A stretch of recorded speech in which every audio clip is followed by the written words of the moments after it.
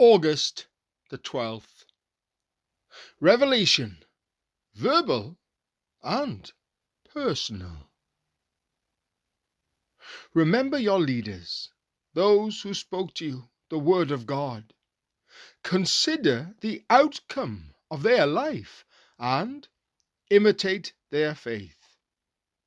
Jesus Christ is the same yesterday and today and forever. Hebrews chapter 13, verses 7 to 8. Receiving God's revelation is not simply a matter of sitting down and learning biblical doctrines. No modern theologian could make the point more forcibly than the writer of Hebrews chapter 11, that faith is not orthodoxy alone, but existential trust in the living God. In fact, as Hebrews chapter 11, verses 7 to 8 and 11 and verse 13 show, such trust is only possible on the basis of verbal communication from God, divine commands and promises. That is recognized as such. The belief that revelation is essentially verbal communication from heaven doesn't militate in any way against the New Testament identification of Jesus himself as the Word of God. John chapter 1 verses 1 to 14. Who discloses the Father. John chapter 1 verses 18 and chapters 14 verse 9.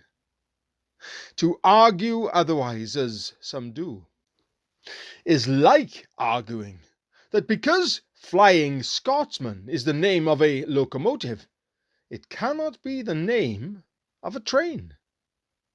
Word, logos, denotes the expression of mind in reasoning and speech.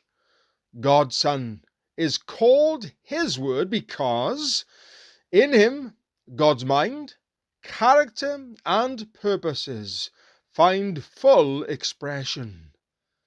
God's revelation is called His Word because it is reasoned verbal discourse, which has God as its subject and source.